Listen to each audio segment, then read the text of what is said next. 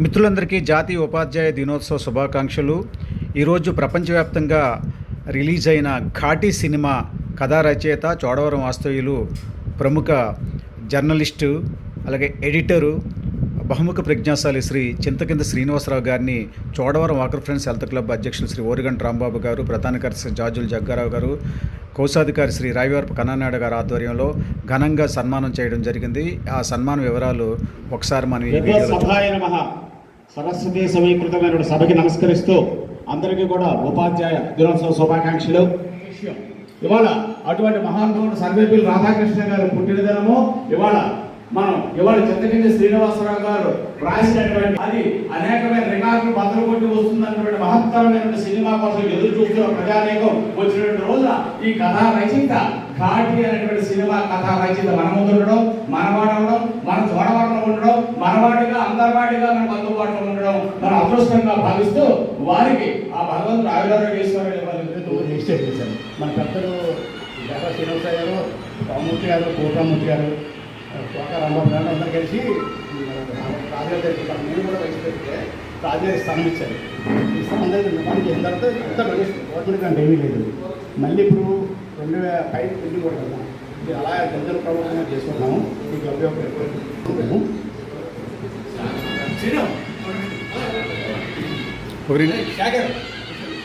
సన్మాన్ గారికి చాలా ఉంది.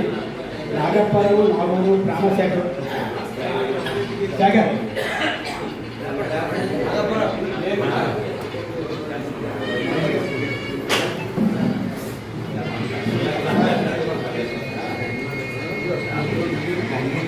आपको मत తీయండి, ఫోటోలు తీయండి.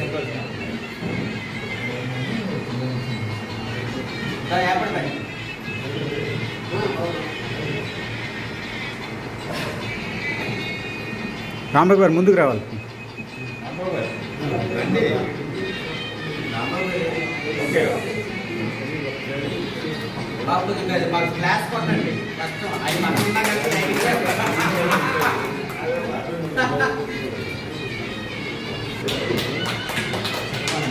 ఓం శతమానం భవతి శతాయుష్ ఆయుష్యేంద్రియ ప్రతిష్టతి. ఓం సహనా భవతు సహనౌ భునక్తు సహ వీర్యం కరవావహై తేజస్వినావధీతమస్తు మా విద్విషావహై. ఓం శాంతి శాంతి శాంతి. చంద్రబాబు గారు అది ఉంచుకోండి.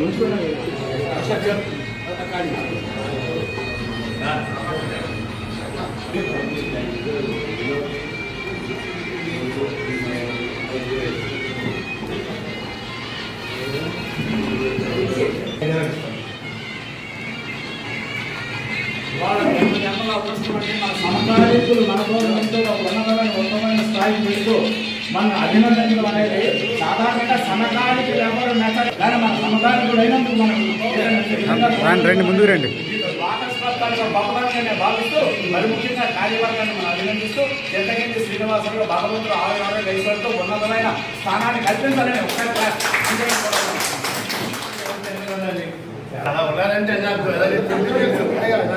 అనుష్కాన్ని చూసి నేర్చుకున్నారు.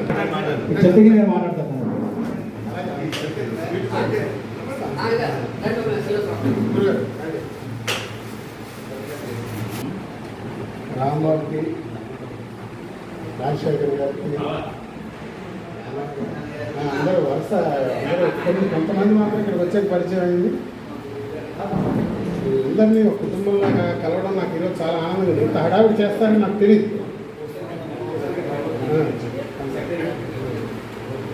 అసలు మామూలుగా మేమందరం వచ్చి నిన్ను గ్రీట్ చేస్తామని ఫోన్ చేశాడు రాంబాబు.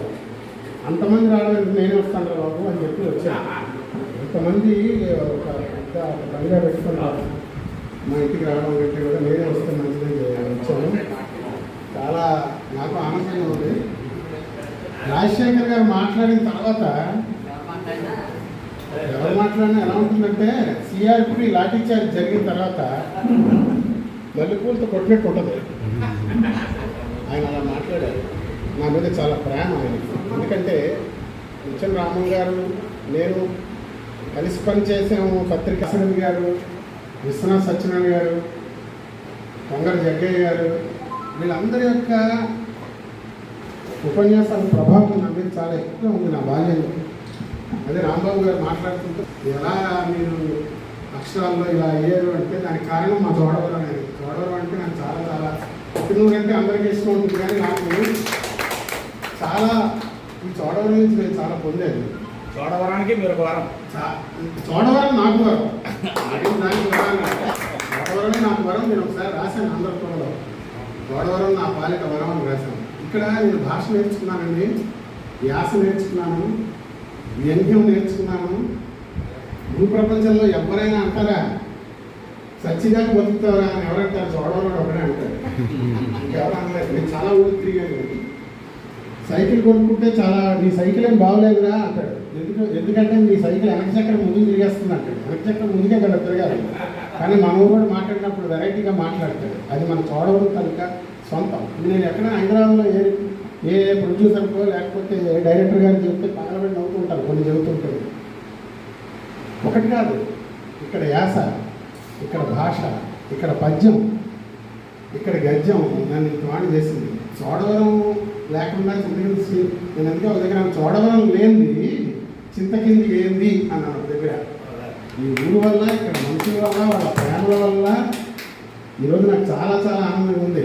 రచ్చ గెలిచాను కానీ ఈరోజు ఇంట్లో గెలిచినట్టు ఉంది. మీరు అందరూ నన్ను కలిసి అభినందిస్తారు. ఇంతమంది మంచి మనసులన్నీ కూడా నాకు అభినందనలు తెలియజేశాయంటే మీ అందరికీ నేను ఎంతో ఎంతో ఎంతో రుణపడి ఉన్నాను. అయితే అడవిలో ఉన్నటువంటి పశుపక్షాదులు కూడా చాలా గొప్ప అయిపోవాలి, అలా కాదు.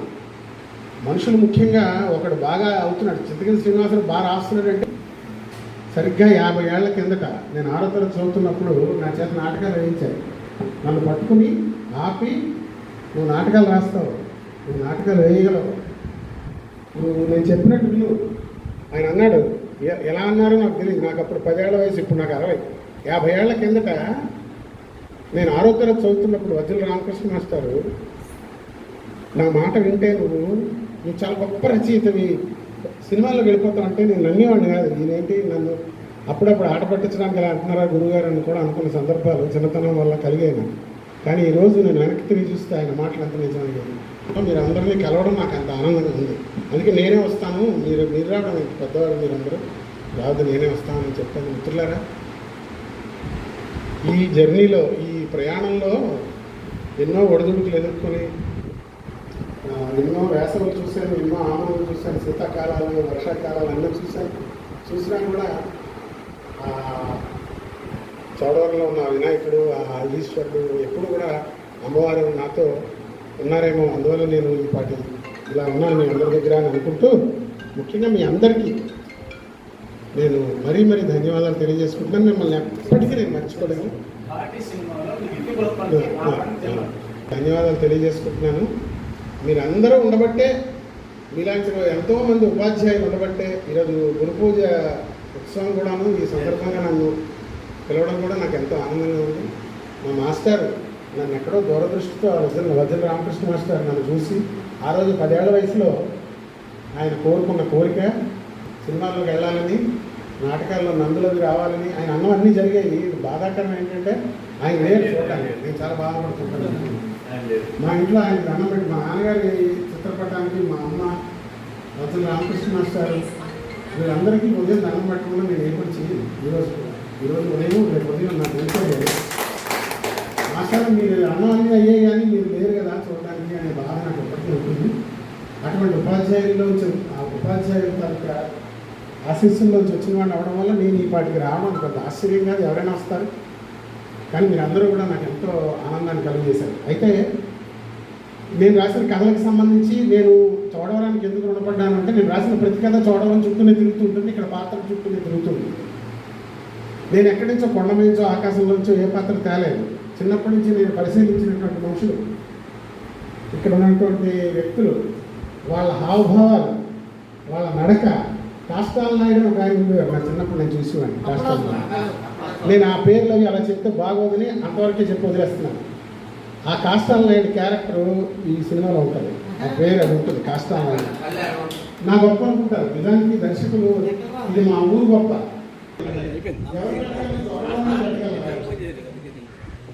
అలాగే చాలా చిత్రమైన మాట. దినకొత్త విద్య అనే పదం నేను చోడవరంలోనే విన్నాను, ఇంకెక్కడ విన్నాను. మనకి దినం అంటే తెలుసు, కొత్త అంటే తెలుసు, విద్య అంటే తెలుసు, కలపడం ఆయన ఒక్కడికే తెలుసు, మనకు తెలియదు. కాబట్టి ఈ చోడవరం అంటే రోజు నేర్చుకోవాల్సిన విద్య. దినకొత్త విద్య అంటే ఎవ్రీడే ప్రాక్టీస్. ప్రతిరోజు అభ్యాసం చేస్తే కానీ ఇవన్నీ మనకి రావు అనే దాన్ని అతని జీవితానుభవంతో అతను అంత చిన్నగా చేయడం. సో నా పాత్రలు, నా కథలు దాలపు తీర్థం కానీ, కప్పస్తంభం కానీ, కాన్పుల దెబ్బ కానీ, ఇక్కడ ఉన్నటువంటి మనుషుల చుట్టూ అన్నీ ఉన్నాయన్నాడు. మర్నాటికి 100 ఎకరాల లక్కవరంలో ఉంది, 100 ఎకరాల చీడికాయలో ఉంది, ఇట్లా చెప్తూ ఉండేవాడు. ఓ రోజు నేను చాలా చిన్నప్పుడు 6వ తరగతిలో రోజు వినేవాడు అతని మాటలు. సంచి బుధాన్ని వేసుకుని ఓ రోజు సడన్గా వెళ్తే ఆ మాటలు లేకుండా పడిపోయి ఉన్నాడు, చుట్టూ జనం ఉన్నాడు. ఏమైందంటే చచ్చిపోయాడు. నేను అప్పుడు నాకు అనుకున్నాను, ఇన్ని ఉన్నాయన్నాడు, ఆడుకోవడం ఏంటి, ఆడు ఉండాలి కదా ఎప్పటికీ అని నేను ఆ రోజు అనుకుని, ఈ మధ్య ఏదో అర్జెంటుగా రాయాలి, నేనేదో డైలాగ్ రాయాలి అంటే అన్నీ ఉన్నాయన్నాడు, మర్నాటికి వాడు లేడా. అలాగా ఇవన్నీ రాస్తున్నామంటే ఇక్కడ మట్టిలో, చోడవరం మట్టిలో ఉండేటువంటి ఒకనొక గొప్ప, మనుషుల్లో ఉండేటువంటి ఒకనొక గొప్ప, ఎంత గొప్పగా మాట్లాడేవారండి మన ఊళ్ళో.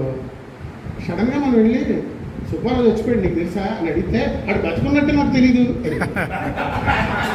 ఎప్పుడు మాట్లాడతాడు ఇట్లా, ఈ ఊళ్ళో ఈ అనకాపల్లిని తిరిగాను, వైజాగ్ ఇప్పుడు మాట్లాడి చోడవరంలో మాట్లాడతారు అట్లా, మా ఊరు అంత గొప్ప కదా అట్లా వాడు బతుకున్నట్టు నాకు తెలియదు. అంటే ఎంత అర్థం ఉంది అందులో, అంటే వాడి తాలూకు వ్యవస్థ ఎలా ఉంది అసలు ఎంత నేను వింటే. రిక్షా మాకు చిన్నప్పుడు గంగప్ప అని ఒక రిక్షా ఉండేవాడు. ఒకసారి నేను పుస్తకాలు సంచి పెట్టుకుని రాంబాబు ఇంటికి తీసుకుని కాలేజీకి వస్తున్నాం, ఇంకా స్కూల్కి, హై స్కూల్కి వస్తుంటే ఇద్దరు భార్యాభర్తలు ఆ రిక్షా ఎక్కుదామని బాబు కొత్తూరు తీసుకెళ్తామని జరుగుతుంది.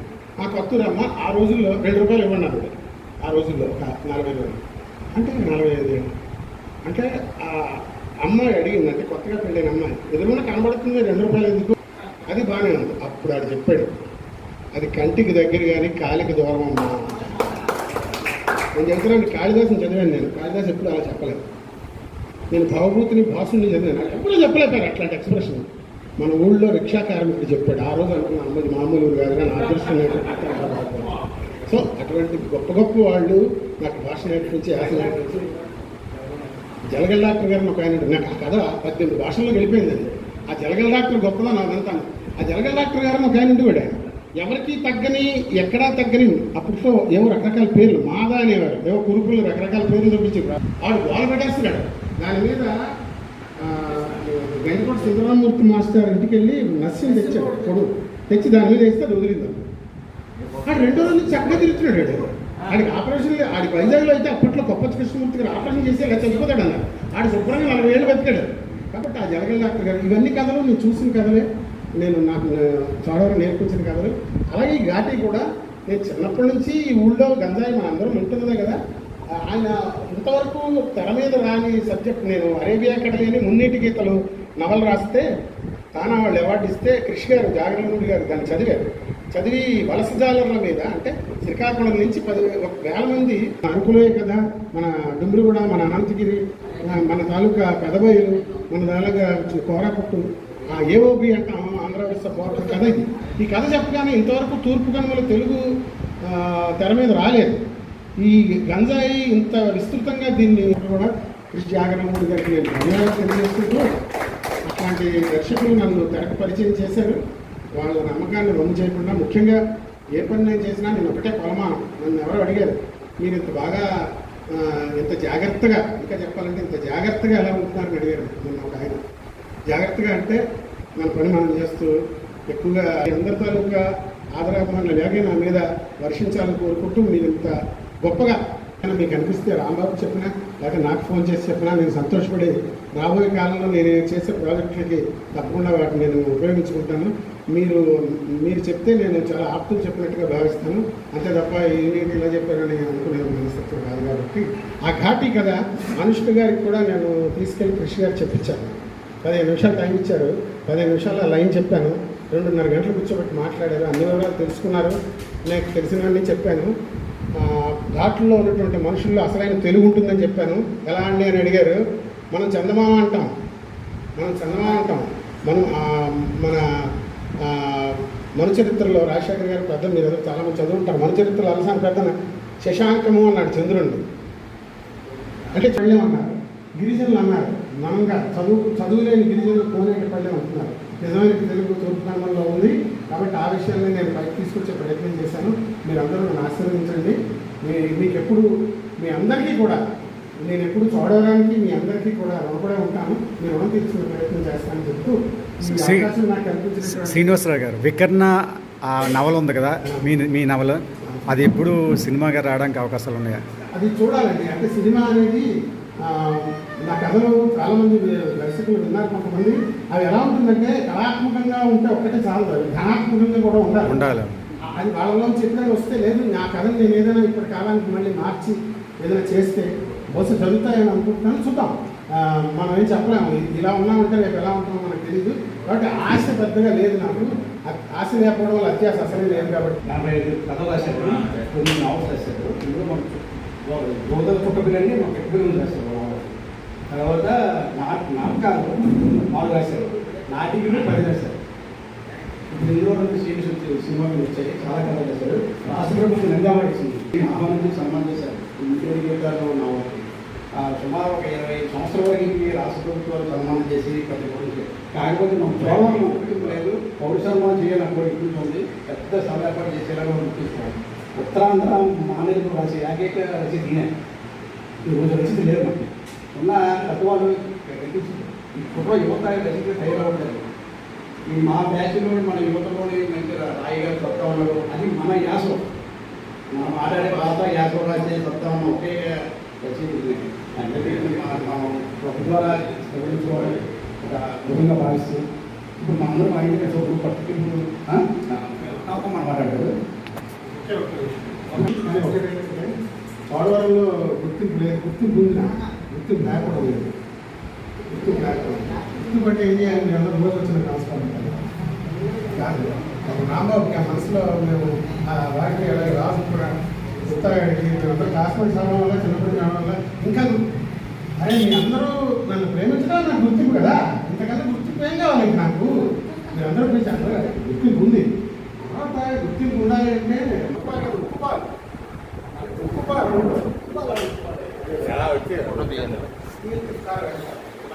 విషయం లేదు. ఇప్పుడు అన్నగారితో చిన్నప్పటి నుంచి మాకు ఒక సంబంధం ఉన్నప్పటికీ పబ్లిక్ పేపరు 2013లో పుట్టినప్పుడు మరి సాక్షిలో పనిచేసి మరి తీసుకొచ్చారు గంటా శ్రీనివాసరావు అంతా కూడా ఎదురుగాను. ఆ టైంలో నేను సూర్యలో పనిచేసినప్పుడు మరి చోడవరం ఇన్ఛార్జిగా మరి నాకు అన్నగారి వల్ల నాకు వచ్చింది. మరి నేను అప్పటి నుంచి ఇప్పటివరకు పబ్లిక్లో కొనసాగుతున్నాను. అన్నీ అక్కడికి ప్రయాణం అయినా సరే అన్నీ ఇందులో ఉన్నారనేటువంటి ఫీలింగ్తోనే నేను వార్తలు అయ్యి కొనసాగుతున్నాను. ఈరోజు పబ్లిక్ అంటే చాలా పేపర్లో అవకాశం వచ్చిన పేపర్లో కంటిన్యూ అవుతున్నానంటే కారణం అన్నగారు. ఎందుకంటే స్టార్టింగ్లో మాకు చాలా చాలా చక్కగా ముందుకు తీసుకెళ్ళారు. ఇంకో విషయం ఏంటంటే చోడవరం వచ్చినప్పుడు అన్నితో బాగా నేనే ఎక్కువ క్లోజ్గా ఉండేవాడిని.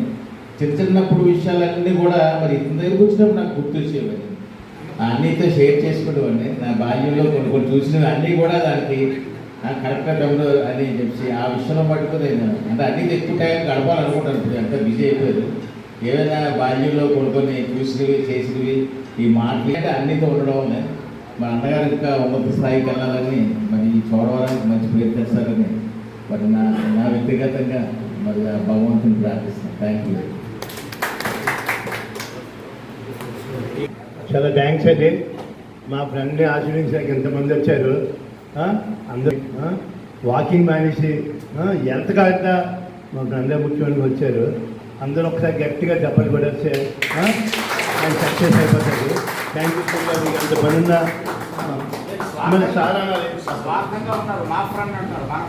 అప్పుడు మన ఫ్రెండ్ లేదు. చాలా చాలా థ్యాంక్స్ వర్కర్స్ అందరికీ. Thank you.